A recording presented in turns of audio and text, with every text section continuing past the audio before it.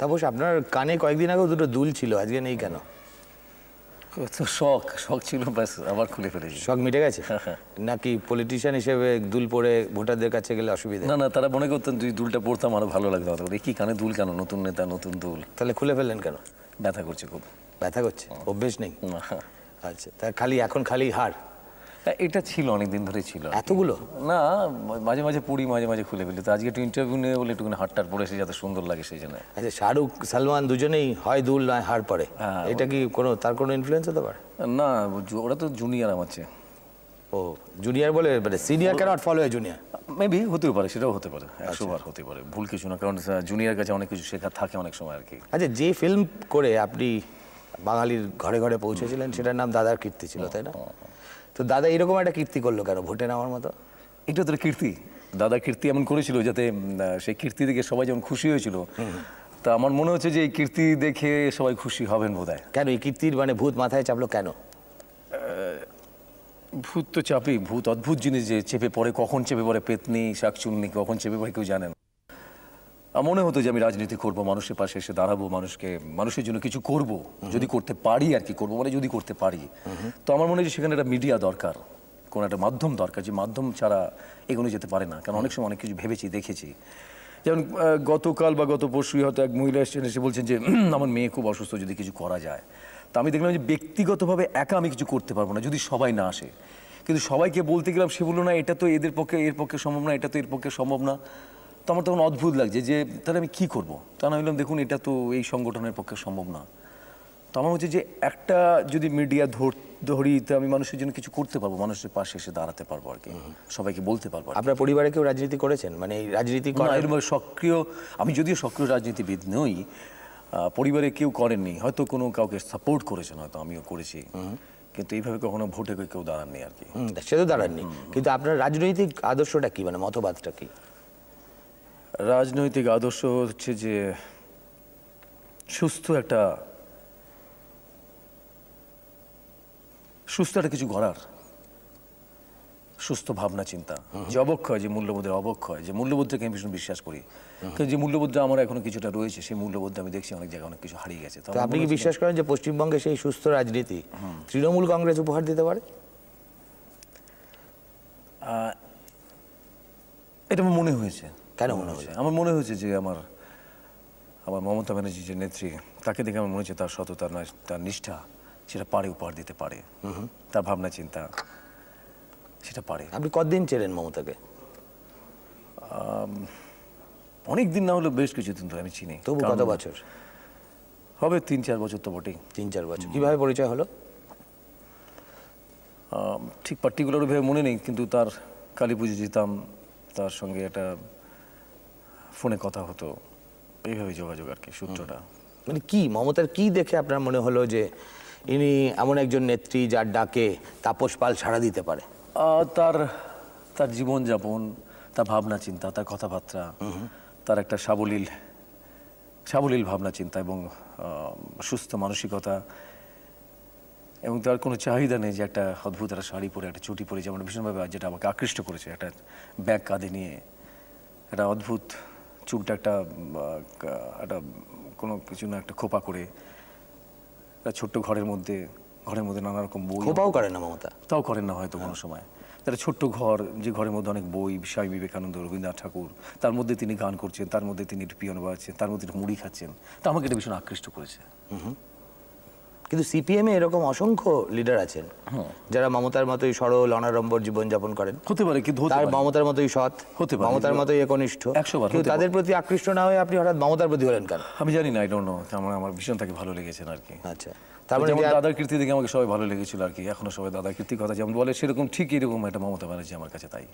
আপনি যদি মমতার আগে বুদ্ধদেব ভট্টাচার্যের সঙ্গে আপনার আলাপ হতো এবং বুদ্ধদেবের বাড়িতে যেতেন, দেখতেন একজন মুখ্যমন্ত্রী 2.5 কামরার ফ্ল্যাটে থাকেন, তিনিও অনাড়ম্বর জীবনযাপন করেন, একনিষ্ঠ, তাহলে আপনি বুদ্ধ এবং মমতার মধ্যে মমতাকে বাঁচলেন কেন?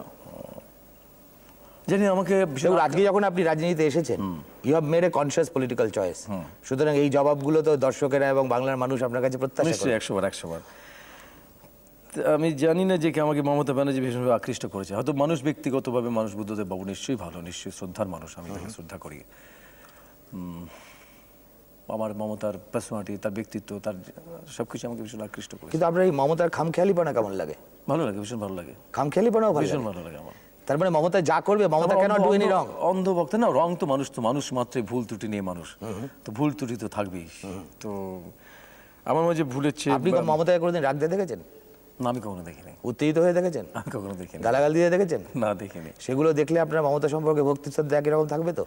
হয়তো নিশ্চয়ই কোনো কারণে তিনি, কোনো কজে হয়তো তিনি রাখছেন, কোনো ব্যাপারে তিনি রাখছেন হয়তো, নিশ্চয়ই সেখানে কোনো কজ থাকে। কিন্তু মমতার দলে, মমতা এমন একটি দল, সেটা দল বলে কিছু নেই, না, 1 থেকে 100 সব মমতা, একদম, তাই তো? এইরকম একটা দল তো স্বৈরতান্ত্রিক, গণতান্ত্রিকই নয়। তার প্রতি আপনি কি করে আকৃষ্ট? আমার কাছে এটাই বোধহয় আকৃষ্টের ব্যাপার, যে 1 থেকে 101 মমতা ব্যানার্জি, এটাই কাছে আমার কাছে আকৃষ্টের ব্যাপার। তার মানে আপনি এসেনশিয়ালি ফ্যাসিজম পছন্দ করেন? জানি না যে কোন কিসে পছন্দ করি, বাট আই বিলিভ ইন যে একটা মানুষ, যে একটা কমান্ড স্ট্রাকচার, একটা রাজনৈতিক দল, সেখানে 10 জনের 10 রকম মতবাদ থাকা উচিত। নেতা বা নেত্রী তার কথা শুনবেন, শুনে সকলের সম্মিলিত একটা ইয়ে থেকে তিনি নেবেন। কিন্তু আপনি জানেন যে মমতা বন্দ্যোপাধ্যায় ইচ্ছে করলেন আলিপুর কেন্দ্রে তাপস পাল প্রার্থী হবেন, তাই হলে না, তাই আইন, মমতার দলে মমতাই আইন। তো এইরকম একটা নেত্রী সর্বস্ব দলই আপনার পছন্দ ছিল? ভীষণভাবে, ভীষণভাবে 1 থেকে 100 এই ব্যাপারটাই আমার কাছে পছন্দের খুব। যে যা হবে ওর কাছে যাব, ভালো মন্দ যা হবে উনি করে দেবেন। নিশ্চয়ই। তারপর সেই যে আপনি মানুষের কাছে যাচ্ছেন, কি দেখছেন, মানে আপনার অভিজ্ঞতাটা কিরকম?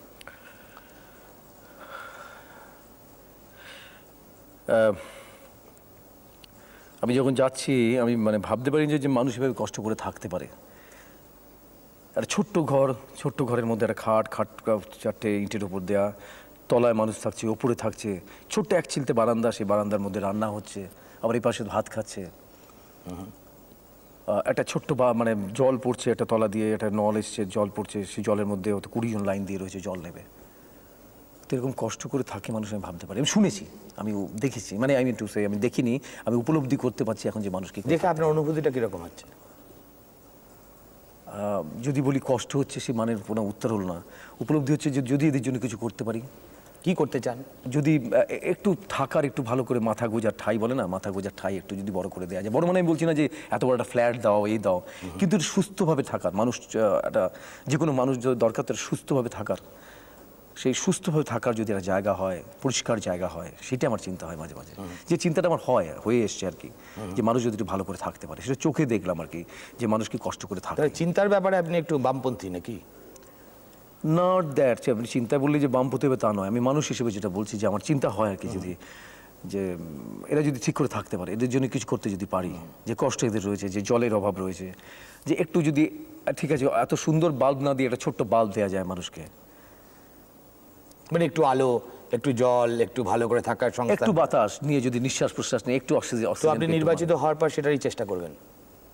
করবো তো বটে, আলিপুর কনস্টিটিউন্সির জন্য তো নিশ্চয়ই করবো। আজকের বাজারে আলিপুর কেন্দ্রে তৃণমূল কংগ্রেসের টিকিট পাওয়া আর ভুটান লটারিতে 5 কোটি টাকা জেতা প্রায় একই রকম ব্যাপার। এই মমতা বন্দ্যোপাধ্যায় এই আনুকূল্য বা দাক্ষিণ্য তার দলের এত লোক থাকতে তাপস পালকে দেখালো কেন?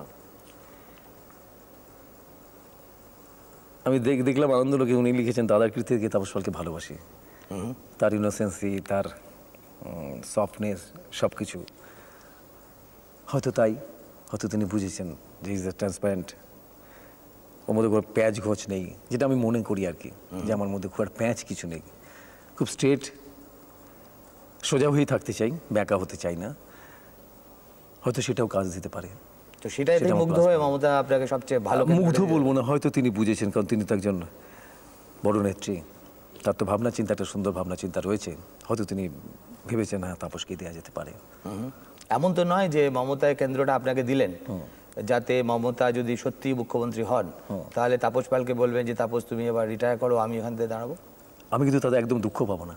সেরকম কোনো ডিল হয়েছে কি? না, কোনো ডিলই হয়নি। আচ্ছা, কোনো ডিলই হয়নি। আপনি যখন প্রশ্নটা করলেন আমি উত্তরটা দিতে চাই যে সেরকম কোনো দুঃখ আমি পাবো কেন না? আমি যে সাংবাদিক হিসেবে প্রশ্ন করছি, খুব স্বাভাবিক, খুব অনেকেই এক্সপেক্ট করেছিলেন খুব স্বাভাবিক যে আলিপুর কেন্দ্রে মমতা এমন একজনকে মনোনীত করবেন যাকে তিনি বললে সে সরে যাবে। কেননা আফটার অল যদি মমতা সত্যি মুখ্যমন্ত্রী হন তাহলে তো মমতাকে একটি জায়গা থেকে বিধানসভায় নির্বাচিত হয়ে আসতে, এবং আলিপুরের চাইতে নিরাপদ নিশ্চিন্ত আসন মমতা ব্যানার্জির পক্ষে কিছু নেই। সেই জন্যই কিন্তু প্রশ্নটা না 100 বার আমি সে কারণেই বলছি, যদি উনি চান কখনো, আমি কিন্তু মানে আমি ছেড়ে দেওয়ার জন্য রাজি। আচ্ছা, আমি চাই উনি মুখ্যমন্ত্রী হন। আপনি চান এমন একটা দল যার একজনই নেত্রী, একজনই তিনি যা বলবেন সেটাই শেষ কথা। হ্যাঁ নিশ্চয়ই, আমি বলছি তিনি যদি ভুল করেন আমরা নিশ্চয়ই বলতে পারি, আমি সাজেশন দিতে পারি যে আমার এটা মনে হচ্ছে। আমার মনে হচ্ছে তিনি যদি আমাকে বোঝাতে পারেন আমি মানবো, নিশ্চয়ই মানবো। কিন্তু আমার এটাই মনে হচ্ছে যে একজন নেত্রী যে কথা বলে যাচ্ছে, যে 1 থেকে 100, এটাই আমার ভীষণ ভালো লাগে। আপনি কি আশা করছেন যে আপনি জিতলে এবং আলিপুর থেকে আপনি হারা, কেউই ধরে নিচ্ছেন না যে আপনি হারবেন, এমনকি সিপিএমও ধরে নিচ্ছেন না, আপনি মন্ত্রী করতে পারেন মমতা আপনাকে? হয়তো করতে পারেন, তার ভাবনা চিন্তা যদি থাকে। আপনাকে কি কোনো প্রতিশ্রুতি দিয়েছেন? না, একদমই না, সেই প্রতিশ্রুতি কখনোই দেন। যদি উনি আপনাকে একটা চয়েস দেন, তাহলে আপনি কোন মন্ত্রিত্ব চাইবেন? দেখি আগে জিতি। না, যে আপনি ধরুন জিতেছেন, আমি একটা হাইপোথেটিক্যাল প্রশ্ন করছি। ধরুন আপনি জিতেছেন, মমতা মন্ত্রিসভা গঠন করেছে এবং তাপসকে বলছে ঠিক যেভাবে আলিপুর কেন্দ্র দিয়েছে তেমনি একটা ব্ল্যাঙ্ক চেক দিয়ে মমতা বন্দ্যোপাধ্যায় বললেন, তাপস তুমি কোন মন্ত্রীর দপ্তরটা নিতে চাও, আপনি কোনটা নেবেন? যেটা উনি ভালো বুঝবেন। আবার আপনি আমি তো বলছি 1 থেকে 100 যিনি নেত্রী তিনিই বুঝবেন যে আমাকে কোনটা দেওয়া উচিত এবং তাপস কোনটা কাজ করতে পারে। মানে এমন কোনো দপ্তর নয় তথ্য সংস্কৃতির মতো যেখানে আপনি আপনার মানে সংশ্লিষ্ট যে সাংস্কৃতিক কর্মকাণ্ড তার সঙ্গে আপনি জড়িত? হয়তো সেটা হলে ভালো হবে, খারাপ হবে না, কারণ সেদিকটা আমি মানে রয়েছি, আমি যুক্ত রয়েছি, হয়তো সেটা ভালো হতে পারে। সেটা কিরকম একটা অদ্ভুত ব্যাপার হয় পশ্চিমবঙ্গে এখনো পর্যন্ত মন্ত্রী অভিনেতা বা মন্ত্রী নায়ক আমরা এখনো পর্যন্ত দেখিনি। যদি হয় এটা খুব একটা খুশিরই হবে, আনন্দের হবে। আপনি যখন অভিনয় করেন তখন আপনি একটা স্ক্রিপ্ট পড়েন, নিজেকে তৈরি করেন। রাজনীতিতেও কিন্তু অভিনয় করতে হয়, মানে সেখানে আরো অনেক বড় অভিনেতা হতে হয়। ঠিক কথা। এই দুটো অভিনয়ের মধ্যে এই দুটো অভিনেতার মধ্যে অভিনয়ের মধ্যে তফাৎটা কোথায়? এই কদিনে কতটুকু বুঝলেন? যেটা আপনি মানে ব্যাপারটা হচ্ছে গিয়ে যে অভিনেতা যেমন ডায়লগ মুখস্থ করে বলে, এখানে কিন্তু ডায়লগ মুখস্থ করে বলার নেই। তো সেই জন্য এখানে অনেক পাকা অভিনেতা হতে হয়, জাত অভিনেতা হতে হয়, কিন্তু সেটা আমি নই, কিন্তু যে খুব ভালো বক্তা আমি নই, যে ভীষণ সুন্দর করে গুছিয়ে বলার মতো নয়। গুছিয়ে মিথ্যা কথা বলতে পারেন? একদমই না, একদম ধরা পড়ে যাই আমি, 1 সেকেন্ডে ধরা পড়ে যাই মিথ্যা কথা। গুছিয়ে চুরি করতে পারেন? একদম না। তাও পারেন না? ওই যে বললাম রাজনীতিতে এলেন কেন? আমি যে সোজা, ঠিক আছে, আমি যে সোজা মানুষ তো রাজনীতির ক্ষতি কি আছে তাতে? কি আছে মিথ্যে কথা না বলে? যে কোনো দিন ধোকা খেয়ে যাবেন তো? নট দ্যাট, আমি মনে করি না। আচ্ছা, একটা কথা জিজ্ঞেস করি, একটু আনকমফোর্টেবল। সেটা হচ্ছে যখন আপনি ব্যবসা করার কথা ভাবেন, যেমন বেনফিশের দোকান দেওয়ার কথা ভেবেছিলেন, তখন আপনাকে দেখেছিলাম আপনি অমিতাভ নন্দীর খুব ঘনিষ্ঠ সিপিএম নেতা, এখন মমতার ঘনিষ্ঠ, এটা কেন? ঘনিষ্ঠ মানে বেনফিশ করার জন্য? বেনফিশ করার জন্য? না, ওইভাবে ঘনিষ্ঠ নই, কারণ আমি প্রত্যেকের সঙ্গে কিন্তু ঘনিষ্ঠ, কিন্তু প্রত্যেকের সঙ্গে একটা সুসম্পর্ক কিন্তু। আচ্ছা, হয়তো কোনোভাবে তখন আমার মিসেস বলেছিলেন যে বেনফিশ করবো, সেইভাবে। সেটা এখনো আছে দোকানটা? না না না।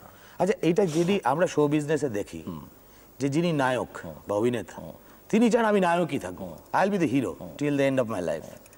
তো আপনি কখনো মাছের দোকানের কথা ভাবছেন, কখনো ক্যাসেট কোম্পানি খোলার কথা ভাবছেন, কখনো রাজনীতি করছেন, কখনো যাত্রা করছেন, মানে আপনার কি মাইন্ডটা ফিকল, মানে নেত্রীর মতো? একদমই না, ফিকল না। এই একটা জায়গায় মমতার সঙ্গে আপনার অসম্ভব মিল দেখতে পাচ্ছি। খুশি তাহলে, আমি খুব খুশি তা যদি মিল থাকে আর কি। না, এটা কেন? আমার মনে হচ্ছে যে আমি একটা মানুষ, আমি এই ছোট্ট জীবনের মধ্যে আমি সবকিছু করে যেতে চাই এবং আমি অনেক কিছু করতে পেরেছি হয়তো। কি আপনার অপূর্ণ রয়ে গেছে স্বাদ? অপূর্ণ কিছু রাখেননি, কিন্তু যদি পাওয়ার থাকে, যদি ভগবান বিশ্বাস করেন, তো আমার কিছু অপূর্ণ কিছু নেই কিন্তু। কারণ বয়স তো অল্পই বলুন আর বেশি বলুন, যাই বলুন, বা সন্ধিক্ষণে একটা মধ্য গগনে বলুন, তো সবই তো করলাম। সেন্সর বোর্ডে মেম্বার হলাম, টিএসসির মেম্বার হলাম, মেট্রো রেলের মেম্বার হলাম, ফিল্ম হিরো হলাম, আজকে রাজনীতিতে গেলাম, তো অপূর্ণ কিছু নেই কিন্তু। তার মানে বৃত্তটা প্রায় সম্পূর্ণ?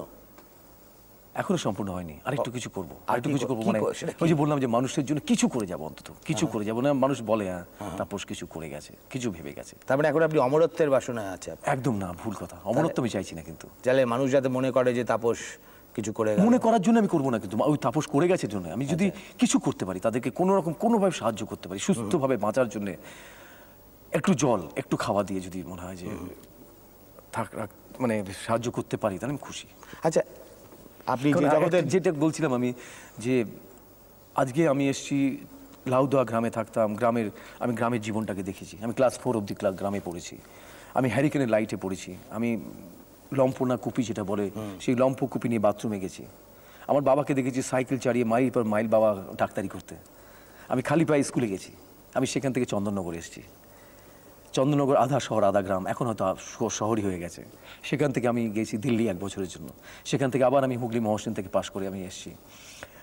তো জীবনটা তো আমি সব কিছু দেখলাম, মাটির গন্ধ থেকে কিন্তু আমি এসেছি। আমি একদম ফিল্ম স্টারের বাড়ি থেকে, একদম রূপালী পর্দার ব্যাপারগুলো, মানে স্বপ্ন জগৎ থেকে উড়ে আসেনি কিন্তু।